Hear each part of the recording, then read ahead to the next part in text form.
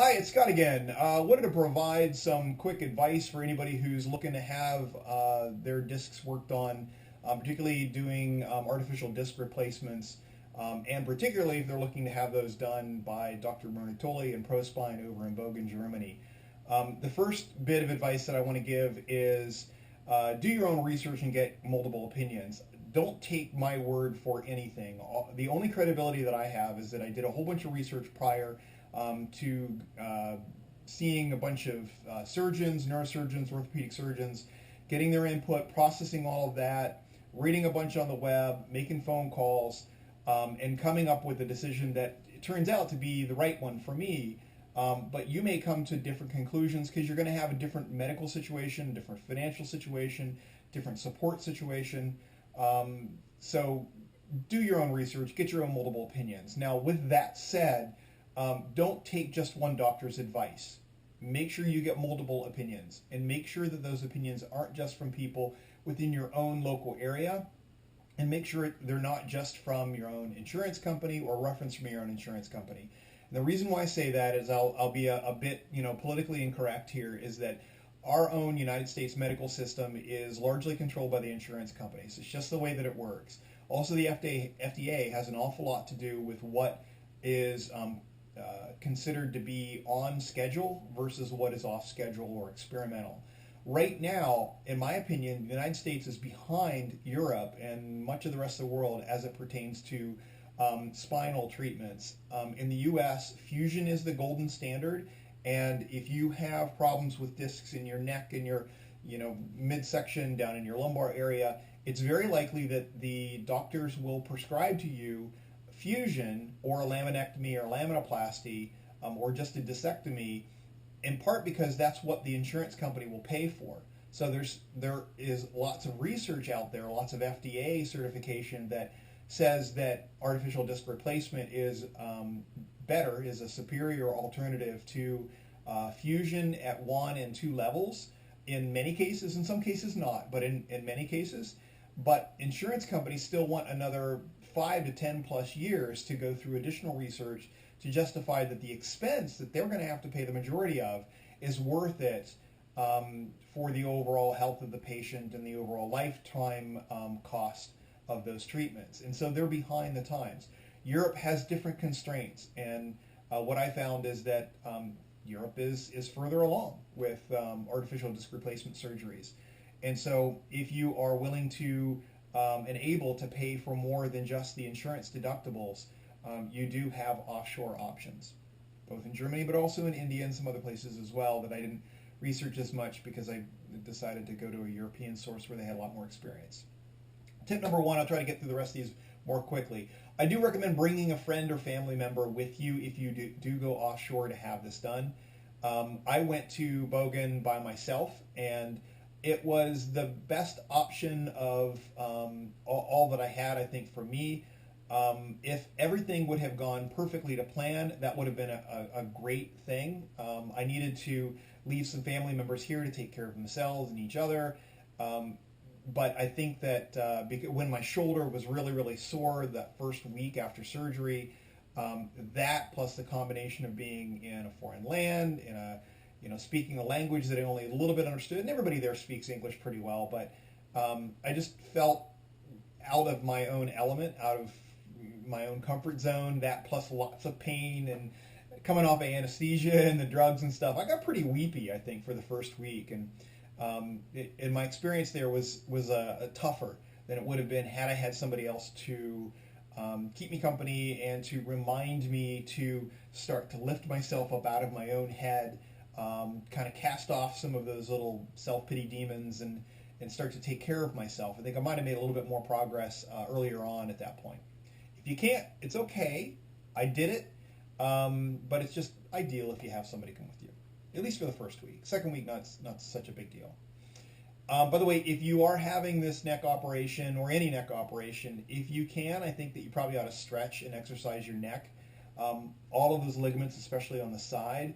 And the reason, and also your pecs and your arms and shoulders and stuff as well, try to get those into reasonable shape before you go. Obviously, you may not be able to if you have really, really bad discs. But the reason why I'm saying that is that the more that you stretch those muscles out, I think the less distraction pain that you'll have after the surgery when you are now taller than you were before, because they will have re-established the space between your discs. Also, if you're staying in Bogan for the first night, that's a great idea. And you can tow your luggage up to the hospital if Peter isn't available to drive you there. He can also be available to drive you there, which is the better bet, which is what I did. I do also recommend staying in Straubing after the surgery. Bogan is a lovely little town. It's great to be there for a few days, but I think that for me, being in Straubing, where I had this whole block of shops and places to walk and food, real food, a wider variety and more people to interact with, it was the better bet. I did end up paying, twice as much. I think it was about 100 euros a day instead of 50 euros a day, times 7 days. It was money, but you're already putting a bunch of money into the trip. You already, you're in a penny, so you might as well go in a pound and go ahead and make your experience better. And for me, having that variety and being more a part of the world, part of society was really important for my convalescence. Don't assume, by the way, that Wi-Fi in Germany will be that great. In the Pension Schreiber hotel in Bogen, it was not very good at all. In the hospital, it was marginally better. And Straubing, it was marginally better still, but it still wasn't like the streaming speeds that I have at home. Why is that relevant? Well, if you're depending upon Netflix or any kind of streaming service to keep you entertained while you're convalescing, and your network bandwidth isn't that great, then you're not going to be able to take advantage of that. In fact, I couldn't use YouTube or to watch videos, and I couldn't use Netflix at all in Germany because the Wi-Fi network just wasn't that good. And so along those lines, bring DVDs if you can to keep yourself entertained. I know that's very 1990s, but when you don't have streaming service, that's what you do. Also, to keep from killing your phone bill, completely turn off cellular data as soon as you get out of the country. If you're using an iPhone, that's settings, cellular data off. You may also want to get a 30-day international calling plan and consider tracking your usage using an app like My Data Manager to help you stay within purchase limits. Since you are going to be on Wi-Fi, what I did find is that Skype and FaceTime worked really well for video and audio to my family. It kept them informed. It kept me feeling like they were there to support me. It's really a great way to do it, even 4,000 miles away, and it's free once you pay for the Wi-Fi service either through the hotel or at the hospital. If you want to bring reading material, you might want to be realistic about whether you'll actually use it, and here's why. I brought probably 5 pounds of books with me, which is only a stack about yay so tall, with all intent and purpose of reading through them. But my neck was so sore and my body was so sore, and I was a bit drugged up as well. I just didn't end up using the books at all. So if you want to bring something to read, just kind of be realistic. Maybe get small ones to bring, or don't bring them at all, so you don't have to lug them around. Also, by the way, bring in books on a tablet computer is really no better, and a phone as well, because remember, you have to hold the thing up, and that just stresses these things, which have been surgically altered. Make a travel checklist before you go. You can contact me, and I'll send you mine as a starting point for you. But you'll obviously need your passport and IDs and money, etc. But you may also want to build into your checklist updating your will and power of attorney, stowing any personal information in your home, adding fuel stabilizer to your vehicles, putting battery tenders on your batteries on your vehicles if they're not going to be used while you're gone, turning off water, making sure you remove any utility tools from your keychain so you don't end up getting them confiscated by TSA on the way out. Those are all on the list, so if you send me a message, I'll be glad to send you mine as a starting point for you. Here's another one that's obvious but worth mentioning. Don't announce your travel on social media before you go, especially if you're leaving family members or younger family members, especially back at home, because you don't want folks to know that you're away and take advantage of the situation. They do recommend that you get a flu shot before you go, which I did. Also consider that you might catch a cold while you're abroad because you're going to be exposed to a bunch of different people, different countries. So anything you can do to kind of avoid that is a good idea. I also brought vitamin C and zinc and stuff to kind of boost my immune system while I was there.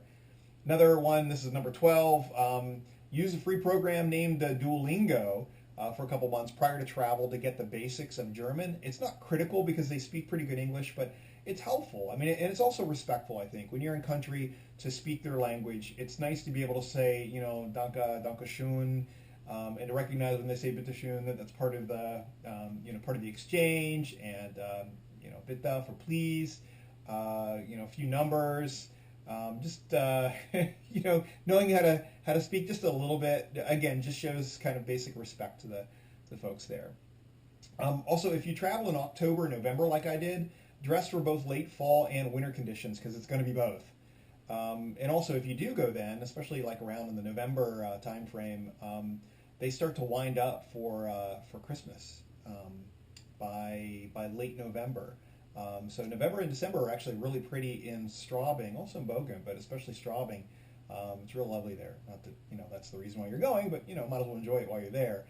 Also, while you're there, one thing, this is kind of a random tip, is that be careful with your blood pressure getting in and out of the shower.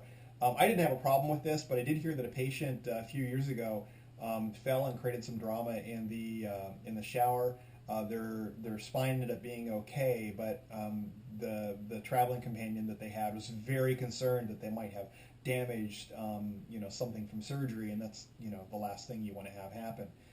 You're going to be beat up enough as it is, so don't add falling to that whole process.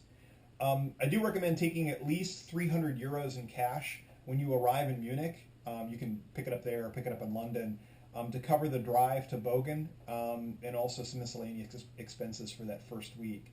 I took care of this by exchanging dollars at the London airport during my connection for those euros, and then during my second week, there were a few banks in Straubing that allowed me to easily withdraw money as euros from my bank account using the chip and PIN cards. So know what your PIN is on your card before you go. Test it back at home before you go.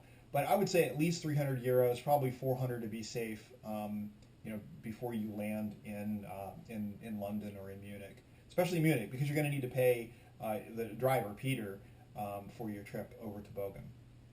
Oh, speaking of payment, I would highly, highly, highly recommend comparing xe.com, again, that's xe.com, for your initial payment to ProSpine with any of the other foreign exchange options.